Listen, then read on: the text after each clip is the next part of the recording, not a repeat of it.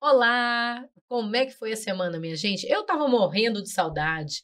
A gente vai começar novamente o nosso podcast, aquele que a gente debate todos os assuntos com convidadas e convidados maravilhosos, especialistas, que trazem para a gente informação, que fazem a gente pensar melhor nos nossos debates, ajudar nas nossas opiniões. É para isso que a gente está aqui e quero convidar você para continuar fazendo com a gente esse podcast, colocando as suas dúvidas, colocando os seus questionamentos, o que você gostou, o que não gostou, o que faltou, quem faltou ouvir. Então, coloca aí, porque esse é o podcast que você faz parte. E essa semana a gente vai falar de um tema que é muito propício, porque a gente começou março, né? Então, nós queremos convidar vocês a participarem das nossas atividades, das atividades do mês de março. E aí não podia ser diferente, né, gente? Para a gente poder discutir um pouco o nosso estado, para a gente poder discutir um pouco a nossa cidade, né? A gente precisa conhecer as nossas demandas e conhecer políticas públicas que nos propiciem, né? Vidas melhores, com dignidade. Então, eu trago vocês hoje para falar um pouco sobre violência nas mulheres, né? Até onde vai a insegurança da mulher?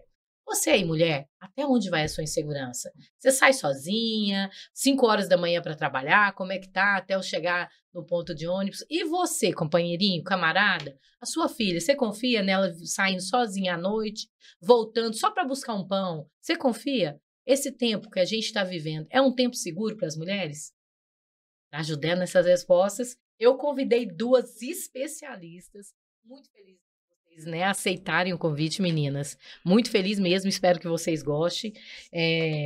2 especialistas maravilhosas, viu? Uma da comunicação. Aliás, as 2 são da segurança pública e dos direitos humanos, né? Vou falar um pouquinho aqui da Matira Miranda, que é advogada, professora universitária e pesquisadora, atua em Goiás na área da advocacia criminal, tem pós-doutorado em Direito, Relações Internacionais em Desenvolvimento e é diretora do Sindicato de Professores da UFG. Obrigada, Matira, seja bem-vinda. Prazer estar aqui, querida. Prazer todo meu, viu? E a gente vai abusar hoje, nós vamos Sim, espremer tudo aqui olha, desses vamos que diplomas vamos. aqui, vamos pegar esses diplomas aqui tudo e deixar ele. E agora descobrir minha vizinha, né? Tamo junta. Mais próximas do que nunca. Uma pessoa que, assim, eu admiro demais, né? Essa mulher da comunicação, além de tudo, ainda se dedica na comunicação. Depois ela fala um pouco aí. Seja bem-vinda, então, Geralda. Geralda, seu sobrenome não. Ah, tá aqui. Geralda Cunha Teixeira, que é mãe. Ô, Geralda, eu não vou conseguir pronunciar o nome dos seus filhos, não, minha filha. Você vai ter que falar aí para mim. Tá bom. Radialista, jornalista, educadora, mestra em educação pela UFG. Ixi, gente, os currículos aqui é bom. Especialista em assessoria de comunicação e comunicação pública, integrante da Associação Mulheres da Comunicação, segue aí no Instagram que é muito legal, ativista pelos direitos humanos e autora do livro Nenhum Direito a Menos. Você trouxe o livro também, né? Tá aqui. Bem-vinda, Geraldo, obrigada, viu, por você aceitar o nosso convite. Obrigada, Cíntia, é um prazer estar aqui com você, para a gente bater esse papo aqui, trocar ideias, falar de experiências, sonhos, e o que a gente pode colaborar para que esse mundo seja seguro para nós mulheres. Como é que chama as crianças? Benki Yanomami é nome indígena. É nome indígena, eu vi. E Raikena. Benki Raikena. Yanomami significa homem querido. Ai, que lindo. E Raikena, filha amiga. Nossa, maravilhosa, maravilhosa. Quando eu vi a escrita dela, eu falei, gente, eu não sei, porque é um I e um Y, né? É Rai. Aí eu falei, será que eu vou pronunciar o I 2 vezes? Não, vou perguntar. Mas As que lindo. pessoas, de maneira geral, chamam ela de Rai. Rai. É. E o Benki? Benki. É. Não, lindo, mas parabéns, viu? Obrigada. Muito bom. Eu não sei o significado do meu nome, porque não é indígena, mas não sei qual que é o significado. Tem essas coisas, né, das pessoas acharem... O meu nome é indígena também. Bartira significa flor.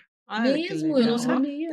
Que legal, Batira. Em língua tupi-guarani é tupi. Mas você tem traços indígenas? Você tem descendência? Não tenho descendência. Mesmo? Não, minha família... puxadinho assim, não? Não. Minha família é da Bahia, mas eu não tenho traços. Meu pai gostava, né, de colocar nomes indígenas. Ah, que legal. Mas... Tá mais envolvida. Né? Então já nasceu no berço da esquerda aí, né, Batira? Gente, olha, a primeira pergunta que colocaram aqui pra gente responder é a pergunta super fácil, tranquila. Acho que a gente vai gastar uns 5 segundos para responder cada uma. Você em casa, fica esperto aí também, que tá ouvindo aí no carro. Responde aí pra gente. Nós, mulheres, nos sentimos segura para andar na rua, em casa, num show, num boteco, a gente, de uma maneira geral, no estado de Goiás. Porque o governador Ronaldo Caiado gosta muito de falar sobre a segurança pública. Nosso estado é seguro. Ele disse que, né, e ele tem até um slogan, né, o bandido muda de profissão, mas ele estava lá na 25, eu fiquei meio em dúvida, assim, como é que funciona esse negócio, sabe? O cara fala que não pode falar bandido, mas tá, não entendi. Mas enfim, nesse estado de Goiás, a gente pode falar que as mulheres estão seguras na rua ou em casa? Como é que vocês estão vendo essa realidade, hein, meninas? Vocês que pesquisam, que estão de olho nos números, que estão atentas à, né, à vida. Vou tirar para o ímpar com a Geralda.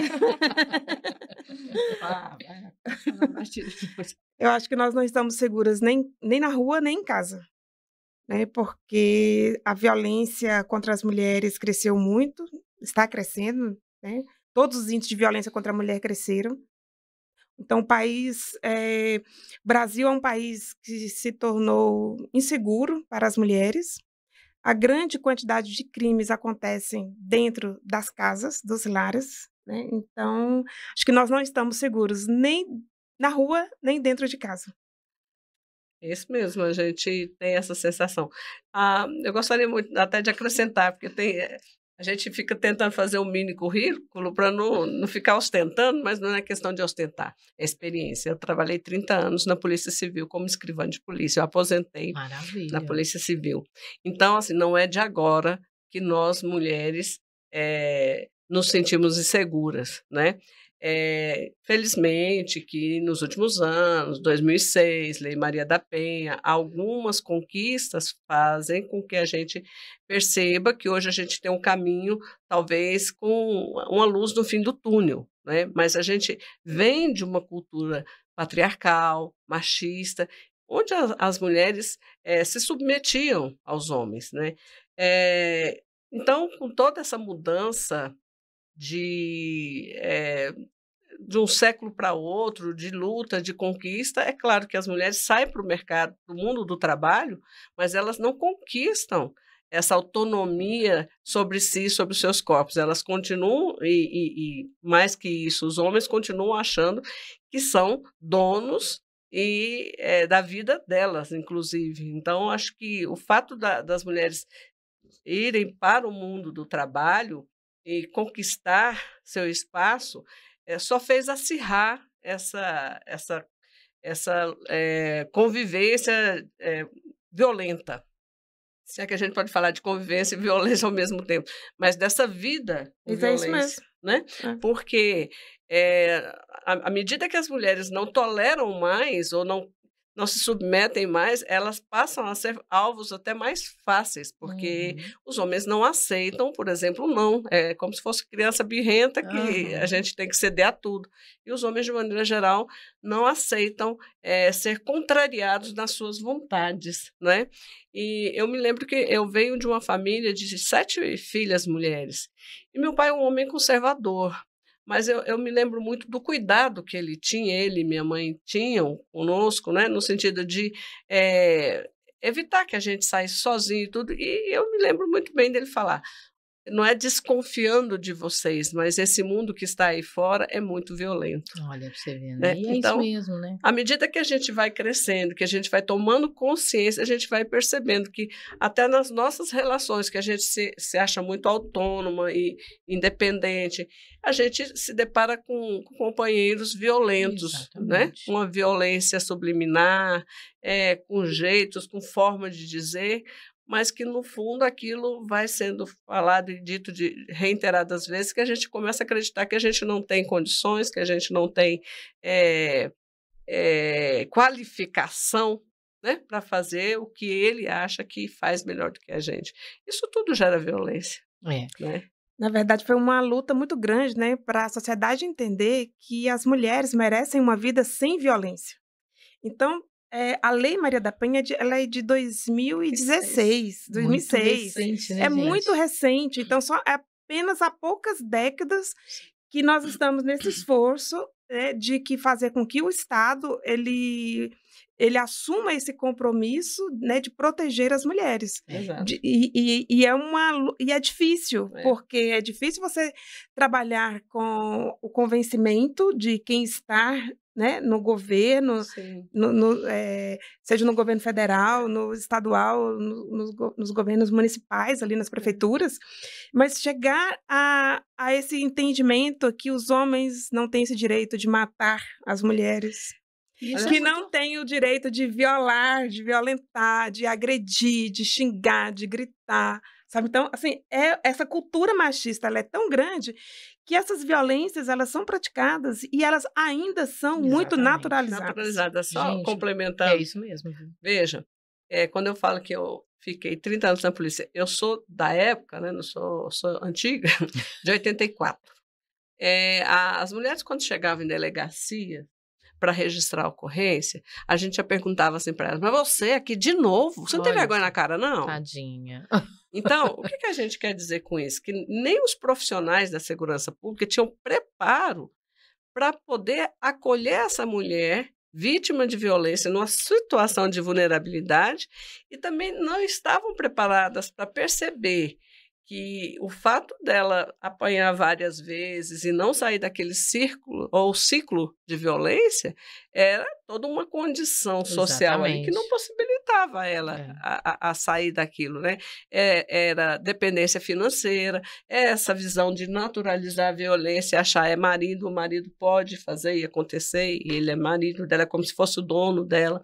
Então, isso até para os profissionais da área de segurança pública tomar consciência dessa perspectiva de que mulheres e homens são iguais, como está previsto na Constituição, e que as mulheres têm direitos, isso levou tempo e vai levar ainda um tempo a mais para mudar essa cultura.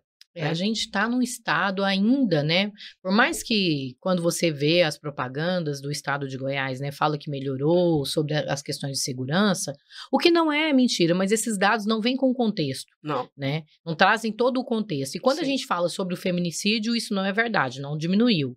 Né? E quando a gente fala sobre especificidade, que não tem aqui em Goiás, por exemplo, as questões de violência disso, maltrato psicológico, questões psicológicas. Não tem esses dados separadinhos, transparentes, de forma transparente. Dos tipos de violência, né? Tipos de violência. Violência doméstica, violência psicológica, violência patrimonial, violência política. E só com a lei do feminicídio, que pune o feminicídio, é que também as polícias passaram a distinguir o tipo de homicídio, porque o homicídio contra mulheres era tudo no mesmo bolo. Tinha homicídio contra a honra, que o marido podia, quase que estava lá escrito, pode matar a sua mulher se você sentir. A defesa, né, da honra. Apesar dele ser uma lei geral, de Batira, eu acho que às vezes parece que na cabeça, culturalmente, isso não passou.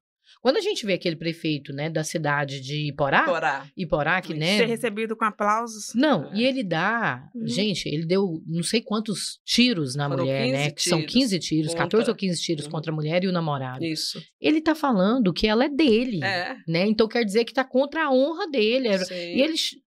Então, esse crime, esse tipo de crime, ele existe.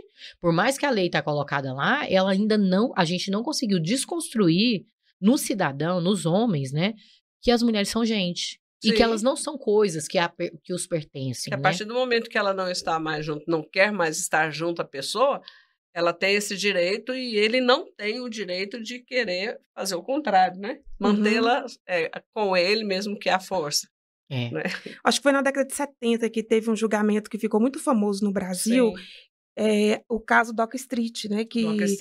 Do Evandro Lins e Silva, foi o advogado, ele transformou inclusive no livro, A Defesa Tem a Palavra, e ele fez o júri, né, desse caso, né, do assassinato da Ângela Diniz, e ele usou essa tese, a legítima defesa da honra, né? Então, o marido traído, ou pelo menos desconfiava que fosse traído. Gente, não ia existir um homem nessa Goiânia se a gente fosse o contrário. Né? E daí o movimento de mulheres, né, começou toda uma luta para acabar com essa coisa da legítima defesa. Dizendo, né, quem ama não mata, né?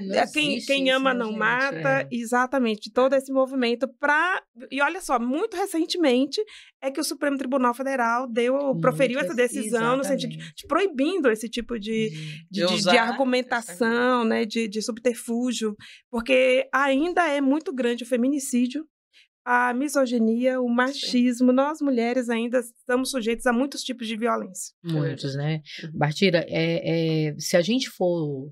A gente nem precisa, assim, fazer uma pesquisa muito longe. Se você abrir o jornal, todos os dias tem algum relato sobre violência às mulheres. Todos os dias. Sim. Se a gente for assistir o jornal aberto, a TV aberta, em todos os canais, estão falando sobre isso, né? Então, Geralda, você que é mais na comunicação também, muito Sim. ligada, nas redes sociais, o tempo Sim. todo falando sobre a violência das mulheres. E a gente não está falando que só os homens antigos fazem essa prática. Aquela jovem que filmou o assassinato dela Sim. é uma jovem. Né? Então, assim, o patriarcado, quando a gente fala que a estrutura patriarcal, ela mata, a gente está dizendo que isso. E ela mata e ela machuca os homens também. Sim. Porque tira deles a humanidade, o direito de ser humano. O homem Sim. não pode chorar, o homem não pode, né, mostrar o sentimento, o homem não pode falar o quanto tá doendo aquilo ali. Porque talvez se isso Foram também... educados para isso, né? Para serem fortes. Esse né? patriarcado... Fortes nessa visão de que... tem que ser duro, não pode ter sentimento, não pode ser sensível, né, à dor do outro. Exatamente. E tira dele a humanidade, porque como é que você vai ser humano Sim. se você não pode sentir uma coisa que é natural do seu corpo, como a lágrima? Eu gostaria de falar, quando você fala pelo ponto de vista da comunicação, né? Infelizmente, o problema da violência doméstica existe, hoje é uma epidemia, sim, mas, infelizmente, também nós convivemos numa sociedade onde os meios de comunicação estão baseados no sensacionalismo. Ai, demais, né? Então, assim, fazer com que a violência esteja banalizada, na banalização da violência. Então, por isso, né, a gente fica assim, só transpondo de uma notícia violenta para outra, substituindo uma pela outra. Mas não existe da comunicação brasileira, dos grandes meios de comunicação brasileira, um compromisso, inclusive, de discutir, de ir mais a fundo. Quais são os mecanismos que existem, de fato, postos na nossa sociedade para contrapor essa violência, para mudar essa realidade? Porque se a comunicação exercesse o papel dela educador, a gente conseguiria resultados significativos. A gente percebe que quando existe um compromisso, e aí a importância da gente discutir a comunicação na perspectiva de regulamentação, inclusive da regulamentação enquanto canais de TV, por exemplo, são concessões públicas. Então, elas precisam prestar contas para a sociedade daquilo que elas vendem todos os dias. É verdade. E essa banalização, isso acaba por produzir mais violência. É verdade. A violência ela é passada para a população por esses tipos de, né, de programas e de veículos, né? Sem uma análise crítica. Exato. Né? E outra coisa, mostra-se a violência repetidamente e vende-se, porque passa-se a ideia de que é preciso endurecer o sistema penal, Exato. É preciso mais prisões, é preciso prender mais, penas mais duras, como se as penas ou o direito penal fosse resolver o problema da violência. E aí você fomenta exatamente tudo aquilo que é contrário para a redução da violência, porque violência com mais violência, ou seja, violência. Né? Então, é como se insistisse com o remédio errado. Sabe-se que o remédio é errado, mas esse discurso, né, ligado à mídia, que se acopla a toda uma ideologia de extrema-direita, de conservadora, né? Então, querem resolver o problema da violência com mais direito penal. Aliás, não é nem com direito penal, né? Porque muitas dessas ideias, eles pregam, inclusive, o fim do direito penal. Porque, veja, se o governador do estado diz assim, Goiás é um estado seguro, bandido aqui não se cria, né? Ou seja, a minha polícia chega para resolver, né? Então, há um incentivo à violência, há um incentivo à letalidade policial, que é a eliminação do inimigo. Então, quando o Estado funciona nesse nessa lógica, nessa perspectiva, que é o combate ao inimigo, quer dizer, você está negando ao indivíduo o direito básico mínimo, que é o direito a um processo penal. Ou seja, o sujeito não vai ser julgado, não vai passar por uma acusação, por um processo, né? Vamos resolver isso rápido, que é eliminar. Então, vamos matar todo mundo, né? Vamos matar os bandidos, que aí a gente resolve.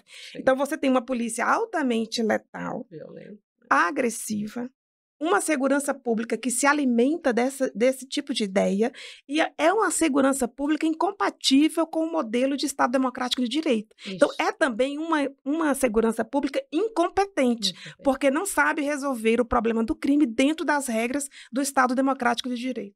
Maravilhoso, Bartira. Acho que é isso mesmo, perfeito. Luna, você sabe aqueles mapas que eu te mandei? Será que a gente consegue compartilhar eles? Se a gente conseguisse, acho que seria legal. Porque eu acho que vai trazer um pouco disso que você trouxe, sabe?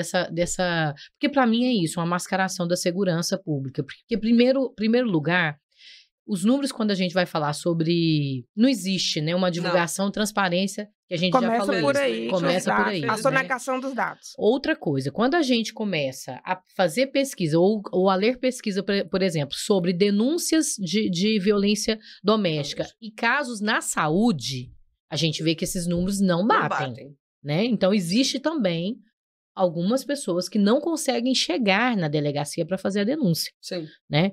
Às vezes por medo, às vezes porque já foi uma vez, não foi bem recebida, porque isso é muito sério também, Sim. né? Teve um caso, gente, que foi, acho que uns 2 anos atrás, de um policial do delegado que recebeu a mãe e a filha que foi assediada na rua, e ele falou, mas você também fica andando com essa roupa aí de ginástica, né, toda colada, então quer dizer que se a mulher tiver com uma roupa, ela dá o direito de alguém, né, pegar nela ou tentar estrupá-la. A culpa sempre é da mulher. Sempre é da mulher. Então, a gente não tem um sistema preparado para isso e a gente não tem política pública que fala para a mulher, olha, você vai estar segura. Se você for fazer a denúncia, você vai estar segura. Para onde ela vai? Ela tem 2 filhos, ela mora com o marido que é violento. Se ela sair de casa e largar os filhos podem sofrer a violência. Se ela sair de casa com os filhos, ela não tem para onde ir. Então, ela aguenta. Sim. Ela aguenta, porque ela não tem o que fazer. E o Estado está dizendo que está tudo bem. A rede de proteção, né, e de assistência às mulheres falha muito, né? A gente não tem nenhuma secretaria de mulher, nem no município uma secretaria que a gente fala, nossa, essa secretaria aí é massa, é legal, tá fazendo o seu papel. A gente está diminuindo realmente, né, as condições de vida, melhorando as condições de vida e dignidade das mulheres. A gente não tem nem no município e nem no Estado. Nós não temos. Então não é sério. É isso que você falou, Bartira. Não é sério. A segurança pública não é séria. Não é esse número que fala aí de melhorias de condições do Estado? Aonde? Se a gente todos os dias tem notícia nos jornais, na TV, em qualquer lugar, que mulheres estão apanhando, que meninas estão sumindo quando vão comprar o pão, não é? Então, onde é que está essa segurança? E não é só as notícias, né? Os dados, os indicadores do Fórum Brasileiro de Segurança Pública, que todo ano, né, o Anuário Brasileiro de Segurança Pública, o Atlas da Violência. Então, você tem várias instituições de pesquisa sérias, né, sérias que fazem esse acompanhamento. E é evidente, né, que trazem esses números que demonstram, né, e mostram que realmente a violência contra a mulher, todos os indicadores têm aumentado nos últimos anos. Exatamente. É muito triste isso, porque a gente, quem tá sofrendo com isso são nós mulheres. E é muito recente, né, gente? A nossa participação na vida pública. Sim. Né? Mas isso não dá desculpa para falar que não tem uma Secretaria Estadual da Mulher, porque não tem... Não estão nos chamando de desqualificada, será? Como é que funciona isso, né? Descontinuidade, né? As políticas, na verdade, não levam a sério o tema, né? Eu acho que política, acima de tudo, e gestão pública precisa de pessoas sensíveis às causas. Se nós temos pessoas sensíveis às causas das mulheres, certamente ele vai ter um olhar diferenciado, inclusive para fazer investimentos nas áreas. Então, por que aqui em Goiás tem essa descontinuidade? Teve já 2 secretarias de política para as mulheres no estado e todas as 2 foram extintas em períodos diferentes. Um no governo Santilo, lá na década de 80, início da década de 80, depois acabou-se, criou-se o Conselho Estadual da Mulher, depois criou uma Secretaria das Mulheres lá em 2007, em 2016 ela acabou. não completou nem 10 anos. Então, quer dizer, não tem continuidade as políticas públicas relacionadas às mulheres. E aí, quando você não tem um planejamento sério, efetivo, para dar conta dessas demandas, de fato, as mulheres vão ficar reféns desse estado de violência. E aí a gente não vai ter creche. Não. A gente não vai ter empregabilidade. Sim. A gente não vai ter uma casa, um abrigo. A gente não vai ter políticas públicas de segurança pública que realmente atenda à demanda de violência. Até porque a Lei Maria da Penha, por que ela é considerada tão completa? Porque ela prevê uma série de medidas que não ficam só no âmbito da segurança pública. Ela prevê medidas de tratamento para a vítima, para o agressor. Ela prevê medidas de formação em gênero para os operadores de segurança pública, para os operadores de saúde, para saber lidar o que é que diferencia a violência doméstica de outro tipo de violência, porque geralmente a violência doméstica atrelada ao companheiro, o companheiro tem profissão, tem trabalho, tem endereço seguro. Outros tipos de crime, o criminoso não tem. Né? Então, você precisa ter um olhar diferenciado, como você acabou de falar. Se ela vai presa, essas crianças ficam com o agressor. E se ela fica com o agressor, ela vai continuar nesse ciclo de violência. Então, quer dizer, a gente precisa tratar desse agressor. Né? Não é um agressor qualquer, é aquele cara que é íntimo da vítima. Né? Existe ali uma série de características que leva para o emocional, que tem não só o financeiro, mas como é que eu vou denunciar o pai dos meus filhos? A grande pergunta é essa. Exatamente. Né? Então, quer dizer, a Lei Maria da Penha prevê mecanismos para fazer frente a esse agressor, fazer tratamento, e a gente percebe que nos estados e que funciona, a reincidência ela cai, quase zero. Então funciona, né? Funciona. Onde existem esses mecanismos funcionam, a gente percebe que a diminuição da violência, da reincidência, e até às vezes eles conseguem refazer a vida a dois. Né? Para vocês verem aqui, Bartira, para você também, esse aqui é o mapa sobre lesão corporal. Isso foi de 2022, 2023, então esse município de 2022. Olha para você ver, o que está de vermelho que foram feitas denúncias ou, né, conseguiu fazer o registro na delegacia. Olha para você ver como é que está o estado de Goiás. A segurança está boa, ó, esse vermelhinho aqui, gente.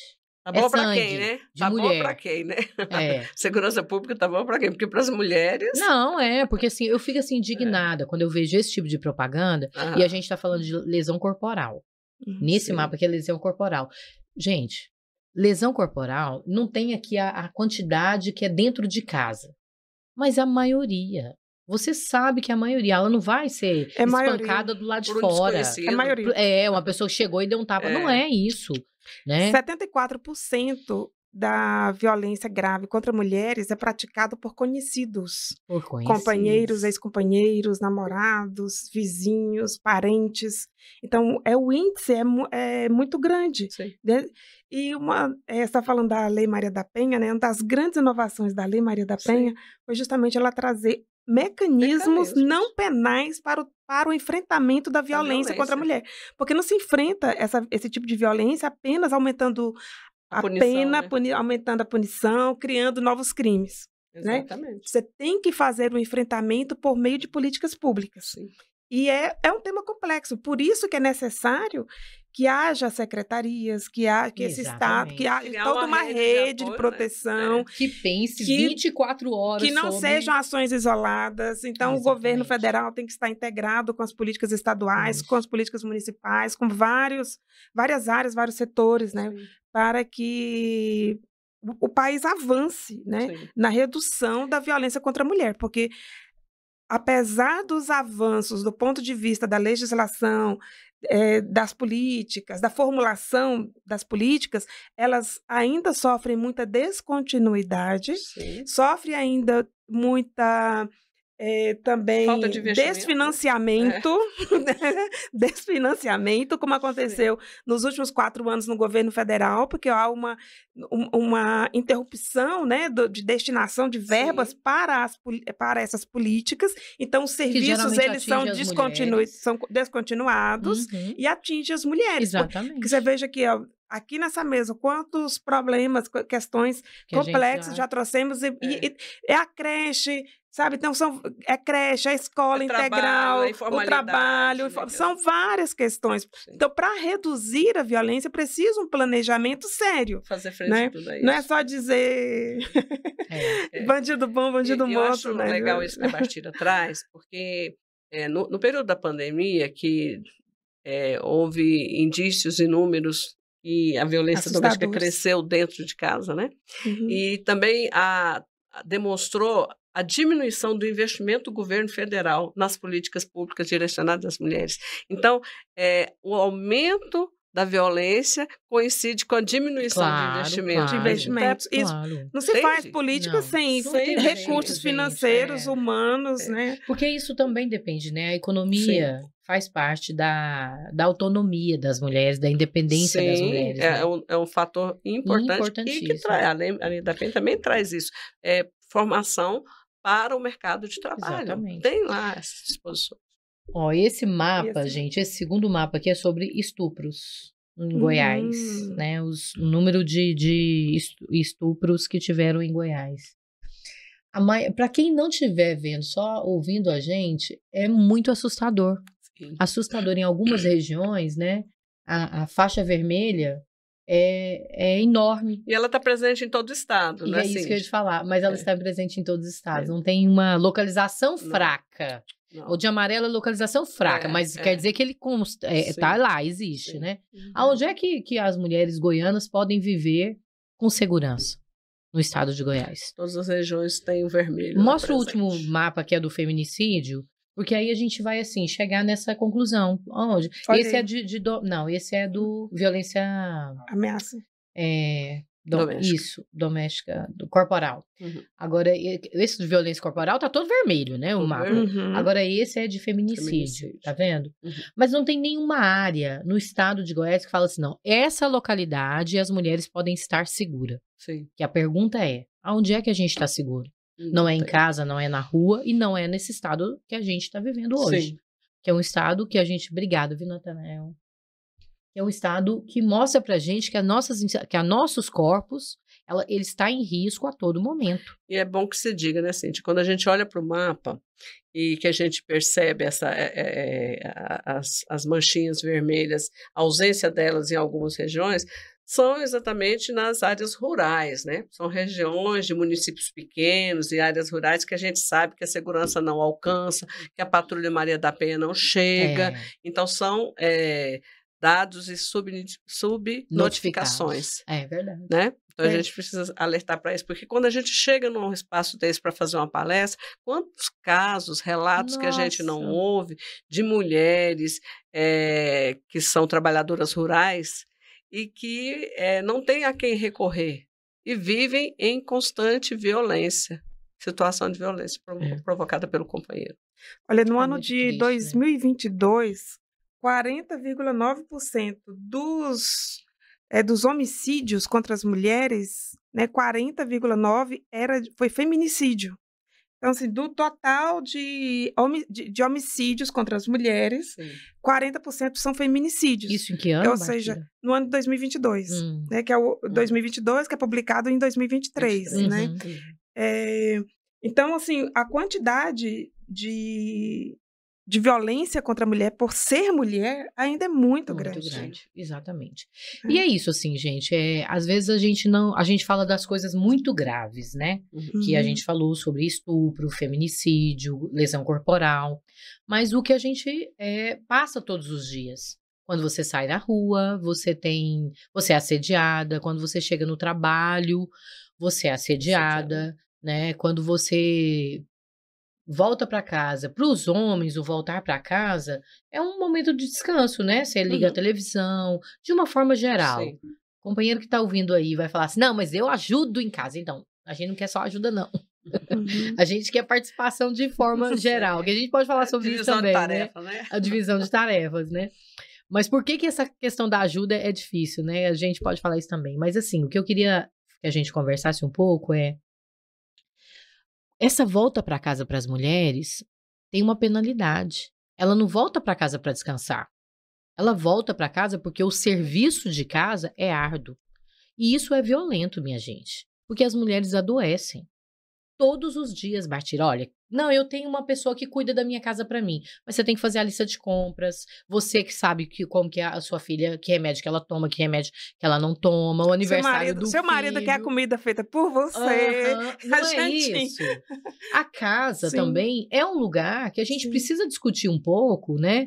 Qual é essa relação da casa com a mulher? O papel dela para a mulher não é de descanso, não é uma tarefa assim. Você conhece alguma mulher que chega em casa e fica tranquilamente, assim, esticada no sofá? Só se ela terceirizar, quem mora sozinha. Né? Só se ela terceirizar. Muitas vezes, assim, eu me vi diante dessa situação de ter companheiro militante de esquerda, mas que em casa a postura isso não faz diferença nenhuma. Não faz diferença A cultura é a mesma, é a cultura do machista, é a cultura daquele homem que vai descansar. E dói, né? Porque a gente já quando você divorcia, que você sabe. Exato. E aí... Exatamente. Divorciei que você Vocês sabe. são DR agora, gente. Conta tudo pra nós. É de esquerda e não quer pagar a pensão para filha menor de idade, violência patrimonial, financeira, chantagem, tudo. Eu fico impressionada com os nossos companheiros. Durante o tempo que eu estive casada, por exemplo, 30 anos, se eu tive uma boa convivência e eu tive a oportunidade de descansar, é porque de fato eu terceirizei o serviço da casa contratando outra mulher. Outra mulher. É outra mulher. É outra mulher. E aí, a outra mulher, ela também tem classe, tem raça, tem etnia, tudo. Não é qualquer outra mulher. Não. Sabe? Porque as violências, infelizmente, elas conseguem se apriorar, né? Dependendo da classe e da etnia, da nossa cor da pele. É lá que a gente se localiza. Né? Não é em qualquer lugar. Se eu venho de fora, se eu não sou de Goiás, eu chego aqui... Né, as mulheres que vêm, principalmente as mulheres da região norte, nordeste, né? Elas chegam aqui para quê? Para trabalhar como empregadas domésticas. Exatamente, com um salário baixíssimo. Baixíssimo. Então, assim, esse trabalho, esse lugar, essa casa, o momento da casa não é um lugar de descanso. E aí, Geralda? Para ninguém. A companheira, Bartira, chega lá na casa, faz tudo para a outra poder fazer tudo que ela precisa fazer lá fora, né? E quando ela chega na casa dela? De novo, a terceira jornada, segunda, terceira jornada. Sabe? Isso é um processo que a gente precisa discutir porque é adoecedor e também é violento, né? Eu acho que a gente tem que entender, por isso que quando eu falo assim, os homens, né? Mas eu ajudo em casa. Não é uma ajuda que a gente precisa, porque a casa... fazer a sua parte, que lhe cabe. A casa não é minha. É a parte que lhe cabe. Todos os dois trabalham. Exatamente, os filhos não são meus, os filhos são nossos, né? A casa não é minha só. Então, a gente entender, e assim, os companheiros precisam entender que essa relação, ela precisa ser de companheirismo. Então, lavar a roupa pertence a todo mundo, limpar a casa pertence a todo mundo, né? E eu quero políticas públicas para isso. E depois, para ele, no final, ele achar que que o patrimônio é dele, né? Porque foi ele que trabalhou, né? Tem isso, né? Tem muito isso. A gente vê muito isso, assim. Eu deixo a mulher ficar o dia inteiro em casa. Meu filho fica o dia inteiro em casa para você ver como é que funciona. Agora, você vê que a coisa ela é tão perniciosa, essa realidade, que a gente ouve de outras mulheres, muitas vezes, o discurso reforçando esse machismo e naturalizando essa situação de que é obrigação da mulher, não é obrigação do homem. Principalmente se tem 2 filhos, homem e mulher, né? Sim. Então, as mulheres, nós precisamos... A educação tem que ser para todas. Exatamente. Todos, né? Para abranger, porque... Principalmente com mulheres, assim, a gente pensa que são só as gerações mais velhas, não. Mulheres jovens que têm essa concepção, né? Exato. De achar que, ok, se ele dá conta do serviço de colocar o dinheiro em casa, a mulher tem a obrigação de dar conta das questões da casa, né? E ainda nessa concepção que, no final das contas, ele é o dono do patrimônio. Exatamente. Gente, é muita coisa que a gente precisa, né, pensar sobre... Mas eu acho que é importante a gente, né, entender que políticas públicas em outros lugares estão funcionando. Tanto a lei Maria da Penha, como também nas questões de educação. Né? Quando você qualifica na educação, né? Coloca na educação garantias, por exemplo, sobre direitos humanos, e não adianta falar que não é importante. O ex-presidente Bolsonaro estava usando aí, né, quando foi depor na Polícia Federal, o direito humano, né? Foi uma luta dos direitos humanos, que é a quinta emenda de ficar calado. O direito dele ficar calado, quem conquistou foi os direitos humanos, né? Sim. Isso é uma conquista da Constituição lá, ó, foi o povo do direito humano que garantiu o Bolsonaro ficar calado na PF. Exato. Então, as questões dos direitos humanos é sobre isso, né? É sobre o que a gente pode fazer, o quanto a gente pode preservar, por mais doloroso que seja as violências, né? E elas não podem ser só dolorosas só com os homens. Quando acontece com as mulheres, também são dolorosas. A outra pessoa, o violentador, ele precisa ser ouvido, ele precisa de garantir a vida dele, a preservação da vida dele. Ele vai ser excluído da sociedade, ele vai estar na cadeia. É isso que a gente espera, que ele cumpra a pena. Sim, é preciso que o sistema de justiça funcione, mas que funcione também por meio de outros mecanismos, como, por exemplo, a justiça restaurativa, os ciclos de paz, sabe, para a gente ter uma outra cultura, para construir uma outra cultura.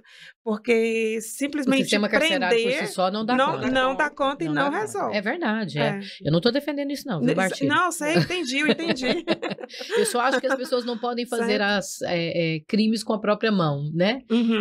Se tem... Por mais doloroso que seja. Fazer justiça com as próprias mãos. Justiça. Mas é crime, né, gente? A segurança pública se faz com repressão, só que a repressão tem que ser qualificada. Não é só repressão. Repressão qualificada.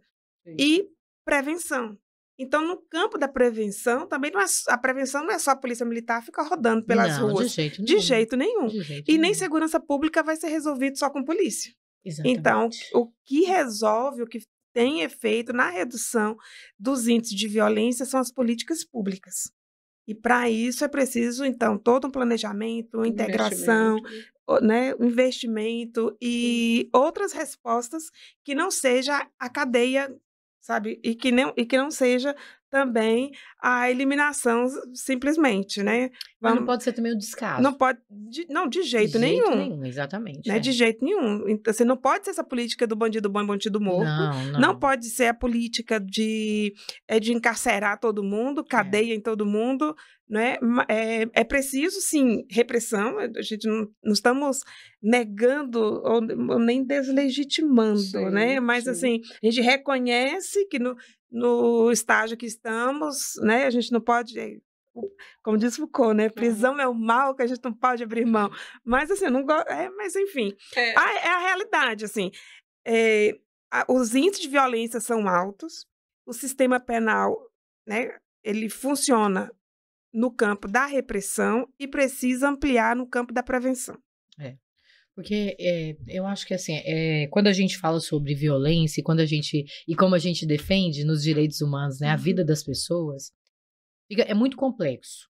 E aí, geralmente é por isso que o discurso da extrema-direita funciona muito bem, porque eles papum, né? Então, são soluções mágicas, exatamente. Né? E soluções mágicas que não solucionam nada, absolutamente nada. Porque a gente continua falando de um Estado que continua matando. A gente acabou de mostrar o mapa que é da segurança pública. Foi eles que falaram que tá desse jeito aí, não foi nós, né? Se o Estado tá todo vermelhinho aí, quem falou foi a segurança pública. Então, esse discurso, ele é muito complexo. Porque quando a gente fala de violência, a gente está falando desde o berço. Porque é isso que a Geralda e a Bartira trouxe agora, olha. Pensar no indivíduo, né? A gente tem que pensar em políticas públicas que atendem ele desde do primeiro estágio. De uma educação de qualidade, humanizada. Sim. Então, a educação humanizada passa, por exemplo, para os meninos começarem a entender que as tarefas do dia a dia, cotidiana, pertencem a todos os habitantes daquela casa. Pertence a todos os habitantes da escola, né? Não é questão dela de gênero que vai mudar a participação dela na vida social. Sim. Ser uma pessoa útil não tem sexo, não tem gênero, né? Uma pessoa útil em qualquer lugar. Então, passa desde a infância, na construção do ser humano até o final. E aí, o pai, Bartira e Geraldo, não sei se vocês concordam comigo, ele precisa estar atento que ele, quando ele está em casa e ele é violento, ele pode criar, tanto no menino quanto na menina, é aquilo que a gente está falando, que existe uma normatização da violência. E ela pode achar que aquela relação, e não é só a violência de espancar que eu estou dizendo, viu? Violência de gritar, modelos, de mandar calar a boca perto de todo mundo, de tirar ela da sala, falar que é chá, né? Então, esse tipo de agressão, Comportamento, né? ele pode criar nas meninas e nos meninos um comportamento natural. Sim, naturalizando toda a violência que eles veem. Exatamente. Eu gostaria de me reportar a Rosemary Muraro, que é considerada a matriarca do feminismo no Brasil, e uma vez entrevistando ela, ainda viva, né? Ela esteve aqui em Goiânia, acho que em 2007. A gente perguntou como fazer o enfrentamento da violência doméstica. Ela falou, ensinando os meninos desde pequeno que bater na mãe, né, é a primeira violência que não pode cometer. Então, se a gente ensina desde pequeno que aquilo que ele viu é violência, ele vai entender esse processo. E o contrário também. Quando ele vê a primeira violência, encara aquilo com naturalidade, ele vai ser um reprodutor mais na frente. Ele vai reproduzir aquela violência que ele aprendeu dentro de casa. Né? É um processo educativo, acima de tudo, é um processo educativo. Mudança de cultura. Exatamente. O problema não é fácil, não, mudança viu, de gente? cultura. A gente tem uma sociedade também que era muito mal educada emocionalmente, né? Sim. Então, terapia deveria ser uma recomendação para todo mundo. Porque as pessoas são muito mal educadas, não sabem lidar com as próprias frustrações, com os próprios sentimentos, né? E muitas vezes a segurança, né? Essas políticas mais populistas no campo da segurança, dá uma resposta a isso. Né? Quer dizer, dá uma resposta à irracionalidade. Sim. E segurança tem que ser algo racional. Porque é a resposta do Estado em relação a problemas. Né? Então, essa resposta tem que ser racional. Não pode ser uma resposta emocional, né? Baseada na vingança e na eliminação do outro.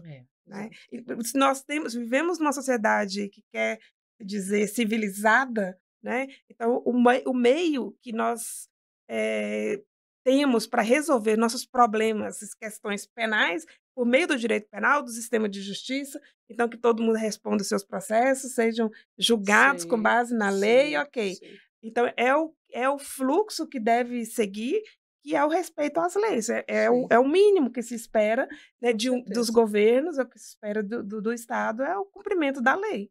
Então, ninguém está fora do cumprimento da lei, nem mesmo a polícia. Então, a gente não pode dar essa autorização para a polícia agir fora do campo da legalidade. E o fato de ser polícia não dá o direito para ele de ser super poderoso e achar que vai fazer e acontecer e está tudo certo porque ele é polícia. Ele precisa respeitar os parâmetros das leis. Nem a polícia, nem políticos, né? Vamos, gente, calma aí. É isso mesmo. Gente, mas para acabar, o que vocês, para finalizar, tá quase, minha gente, finalizando. Mas a gente precisa, né?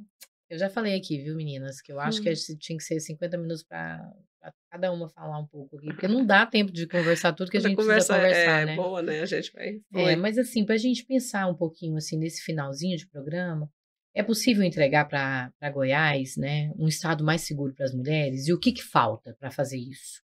Vocês acham que é possível? Como é que vocês estão... É difícil a pergunta, eu sei, porque quando a gente olha, né, para tudo que a gente construiu, né, mas eu acho que Goiás tem caminhado, os movimentos feministas e as articulações das mulheres, né, tem trazido coisas importantes, ganhos importantes, tem garantido lutas, né, vitórias importantes. Sim. Mas aí eu quero ouvir de vocês aí. Agora eu vou tomar a palavra primeiro. Tá? Isso. Então, eu tenho muito claro que no Estado democrático de direito, o papel dos movimentos sociais é fundamental, porque é ele que vai levantar as demandas e é ele que vai fiscalizar, ele vai cobrar, ele vai fazer acontecer. Então, o movimento de mulheres, o movimento feminista, não pode nunca perder de vista esse princípio que é intrínseco.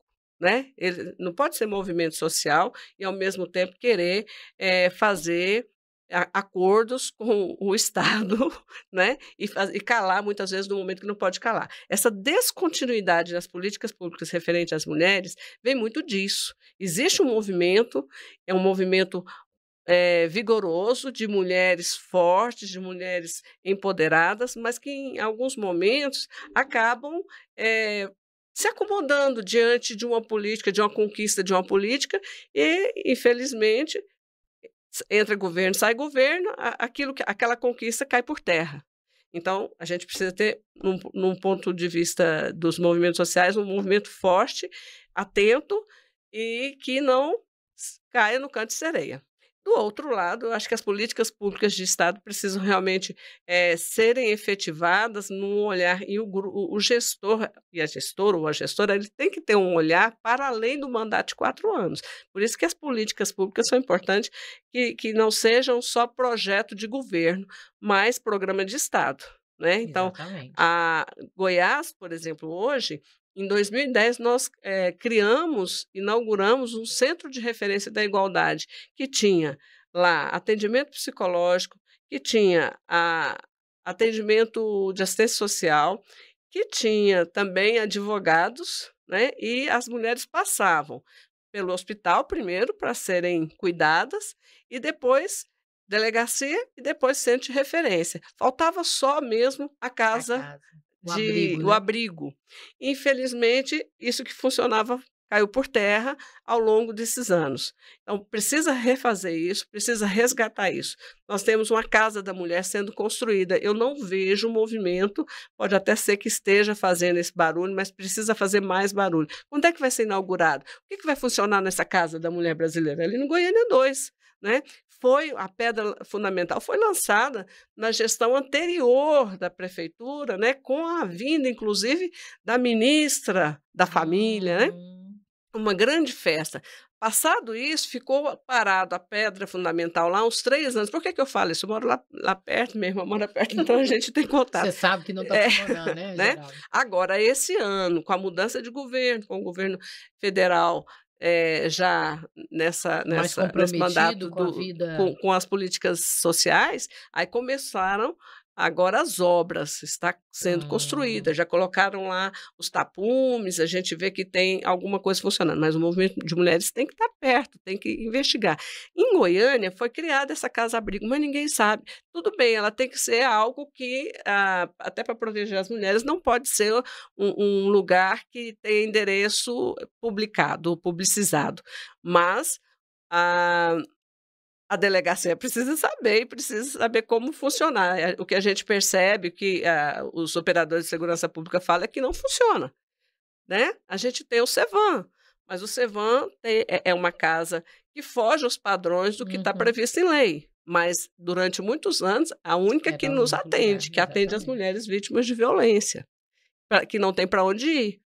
Então, eu acho que existe solução. Eu acho que essas políticas precisam também ser transversais, como está previsto em lei. Ela não pode ficar só no âmbito da segurança pública, mas ela perpassa pela educação. A Lei Maria da Penha tem que ser discutida nas escolas.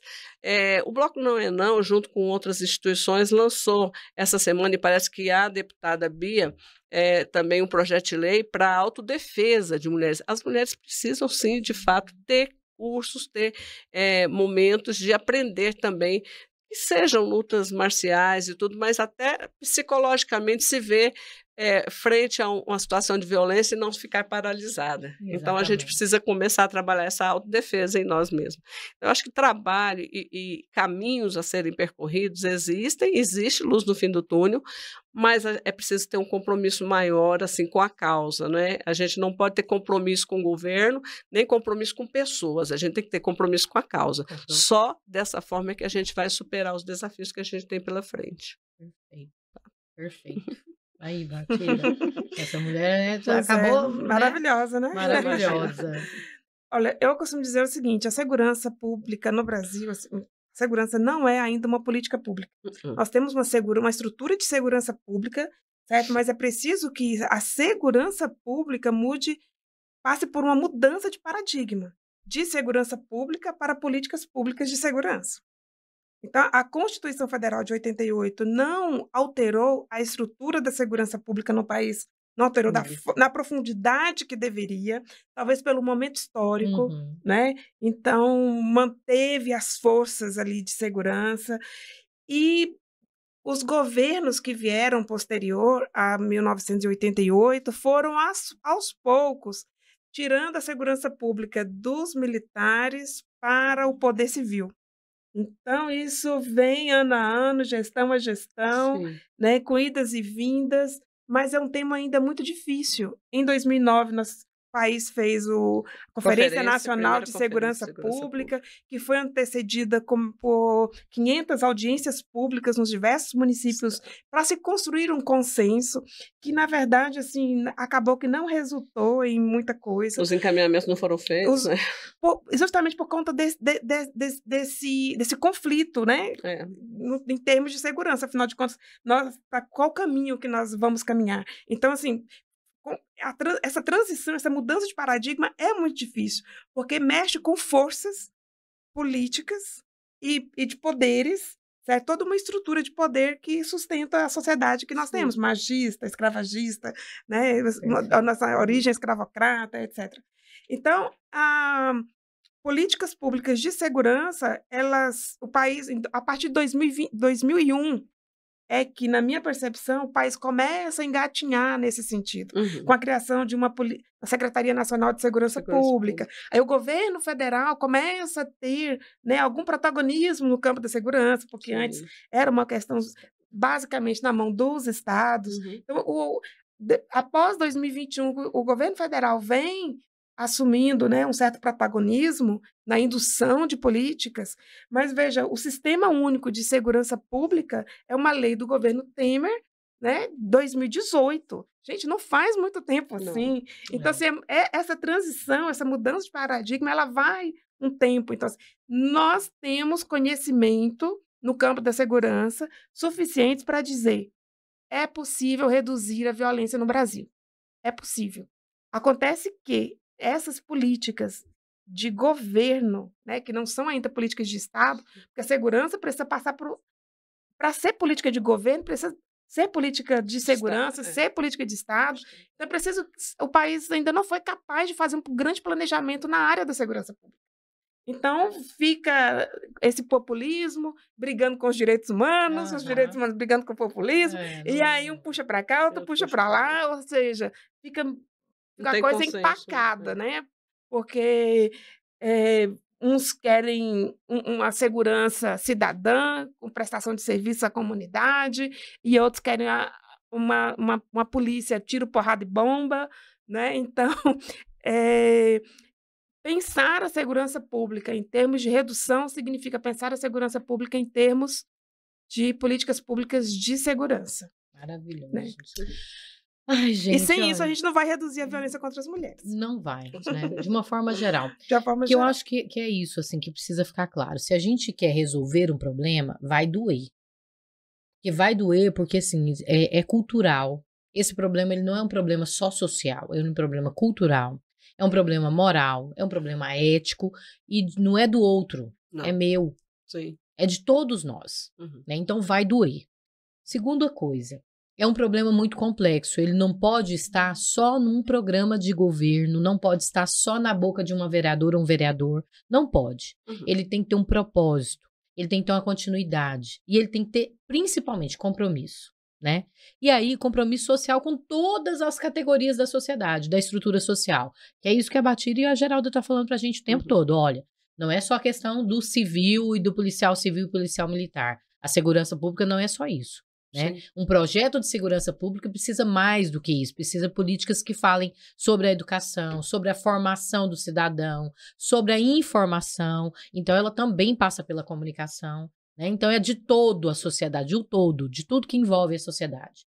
Então ela é complexa e por isso ela precisa ser um projeto de Estado. Se o Estado brasileiro, se o Estado de Goiás realmente quer finalizar com a violência, ele precisa ter compromisso com a verdade, com a transparência, com a ética, com a moral, né? Mas também com o emprego, com a empregabilidade, né? Com o compromisso das pessoas terem acesso à comida de qualidade, à dignidade, porque isso tudo também cria e gera violência, né? Então, a sociedade de uma forma geral. Não é simples assim a segurança pública e a segurança das mulheres. E a gente acredita que é possível. Que a gente é feminista, e feminista, eu queria dizer isso, Geralda, porque eu não sei vocês, Batira, mas eu tenho ouvido tanto isso. Feminismo, então a gente que é homem pode ser feminista também? Pode. Pode ser feminista, exatamente, deve. Porque o feminismo não é o contrário do machismo, né? Nós, feministas, e os homens que são solidários e querem estar no feminismo, eles acreditam que a sociedade ela pode ser humana, Sim. que a gente pode ser parceiro, que a gente pode discutir e projetar coisas juntos. Mais igual, né? Uma sociedade Exatamente. mais Entender igual. que as mulheres não são objetos, né? Não, e nem São somos sujeitos de menores, nem direito. queremos ser maiores do que ninguém. Ah, a gente quer estar na frente agora pro nosso lugar. Não é isso. Mas a gente quer ter o direito de discutir sobre as nossas vidas. Porque é inadmissível a gente ter um estado, um município que vai lá e deixa as crianças dormir no colchão e depois culpa a diretora. Sim. Culpa a diretora da escola. Não, Absurdo. gente, sabe? É um absurdo mesmo, né? Então isso não é compromisso. O feminismo está dizendo que as mulheres entendem qual é o problema e querem fazer parte da solução deles. Sim. Fazer parte da solução. A gente quer andar assim, ó, de ladinho, assim, juntinhas, né? Com certeza. E eu acho que é por isso que era importante a gente falar sobre esse programa, falar um pouco sobre a violência das mulheres e as nossas perspectivas para o futuro, porque nós estamos em março. Um mês que as pessoas ouvem um pouquinho, que os homens, né? Falam, Sim. eu vou ter que ouvir falar sobre mulher, né? É. Então, vai Vai ter que ouvir. Vai, porque os índices de violência Sim, ainda estão são muito aí, altos. é. A cada 8 minutos, uma mulher é estuprada no Brasil. Muito alto, 74% desses estupros são de meninas, menos de 13 anos de idade. Então, precisa ouvir muito ainda. Precisa haver ainda muita conscientização em relação a isso tudo. Porque você quer que mude. Então, se você quer, companheiro e Precisa- companheira, Botar precisa a mão na ouvir, massa. precisa debater, precisa É. conversar, né? Verdade. E então eu tô muito feliz mesmo por vocês terem vindo pra gente fechar esse 8 de março aqui, né, no programa. Dizer que hoje, 8 de março, vai ter atividade na rua, lá na Catedral, tem concentração com música, com atividade cultural, com teatro, bloco não é não, Sim. bloco Coró com Mulher, bloco feminista, batuque feminista, o batuque da Dona Enusa, se eu não Sim. estiver enganada, acho que é esse o Dona nome Enusa, das meninas. É. Vão estar lá também, então tem que participar, tem que fazer parte, tem que vir junto para fortalecer. E aí a gente vai fazer uma passagem ali da Catedral, a gente vai sair, vai parar lá na Delegacia da Mulher. Ótimo. Tá Porque fechado. a Delegacia da Mulher está fechada há 2 anos. 2 anos de reforma. Em reforma. Que era a delegacia que tem que ficar 24 horas e agora lá no Urias Magalhães está funcionando só 12 horas. Pois é, gente, como é que a gente Né? faz? Como é que Se isso... a mulher é violentada à noite, tem que ir lá no DEGO, na Central de Flagrante. É. Se for final de semana, tem que ir lá no DEGO, Central de Flagrante. Pois é, não tem E lógica. o Central de Flagrante atende todos e Todo todas, né? mundo. É. Não é uma delegacia especializada no atendimento à mulher. Não são profissionais preparados para isso. atender as mulheres. Então pode ser que o atendimento não seja Adequado. lá, né? infelizmente. É sobre isso, é sobre essa discussão, é exigir sim que um Estado que fica fazendo propaganda pare de gastar com propaganda mentirosa e faça realmente políticas públicas que resolvam o problema, Sim. entregue a delegacia, né, entregue a casa de abrigo, volte às políticas que deram certo para poder garantir que o nosso Estado, né, funcione. E aí, diante de tudo isso, agradecer demais vocês. Vou começar agora com a Geraldo, porque eu comecei com a Bartira. Obrigada, Geraldo. Você não falou do seu Pois livro, é, eu quero que não. você fale também das redes sociais para te seguir, para te acompanhar. Legal. Eu quero agradecer demais a oportunidade de estar com vocês duas aqui. Foi muito bom a gente compartilhar opiniões e pesquisas e estudos. Eu acho que isso faz com que também a gente avance.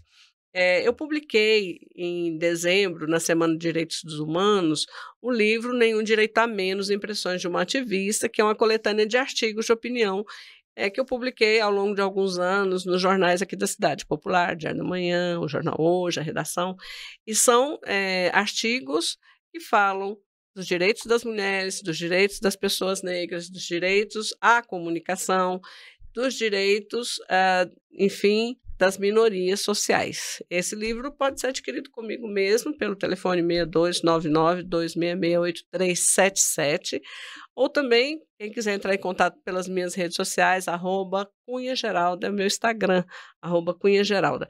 E eu também, na minha militância com as mulheres da comunicação, né, sempre com hoje nós estamos fazendo uma readequação no nosso estúdio e tudo, mas com atividades, inclusive você é a próxima convidada, né, para a nossa live, na próxima live, e então, @Mulheres da Comunicação, sempre vocês vão encontrar informações quentinhas lá sobre o que está acontecendo nesse universo, não só das mulheres, mas dos direitos humanos. Olha, gente, ó, Repete o telefone para te achar, É Geralda. 6299-266-8377. As pessoas estão adotando muito, assim, para ensino médio, fazer palestras, debater os legal. temas que estão aí, porque é filosofia, então muitos professores me procuram nesse sentido, para a gente falar sobre algum tema que está no livro, e aí aproveita e conhece também o restante dos artigos. Maravilha. Olha, gente, ó, vamos comprar, vamos, né, contribuir, vamos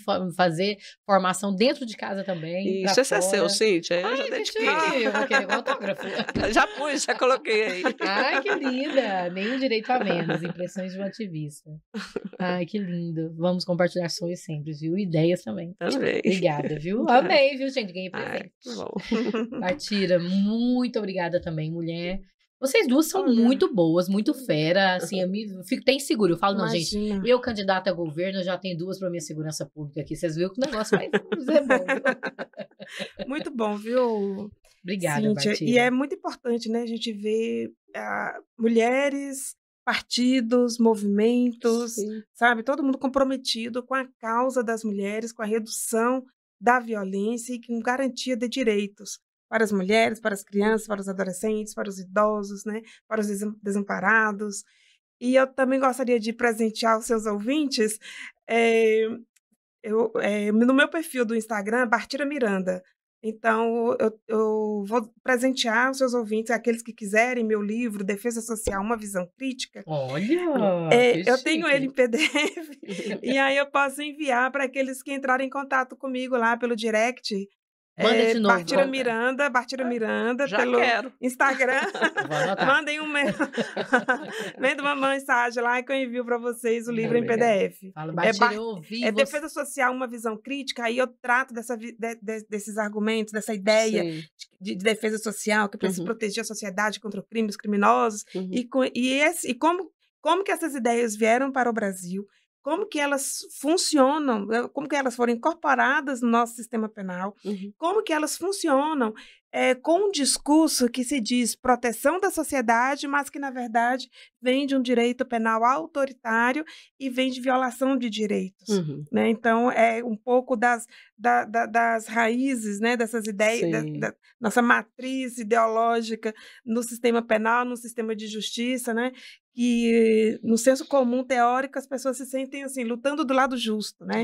Então então se justifica a violação de direitos, Sim. a violação das regras jurídicas, porque afinal de contas estamos defendendo a sociedade. Uhum. Então eu faço uma avaliação crítica dessas ideias desde quando elas chegaram no Brasil em 1884, como que elas influenciaram o nosso Código Penal de 1940 e o Código de Processo Penal de 1941, como que essas ideias atravessaram, né? Atravessaram essas décadas todas e ainda está muito presente no nosso cotidiano, né? Essa ideia de menina, vocês vão ter que voltar aqui pra gente discutir os dois livros. Então, ok.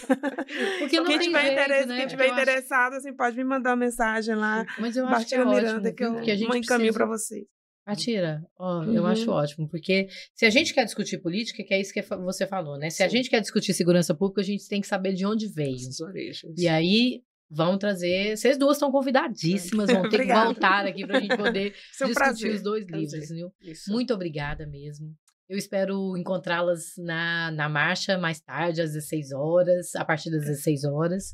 Espero encontrar você também que está assistindo a gente, que está acompanhando por vários canais aí.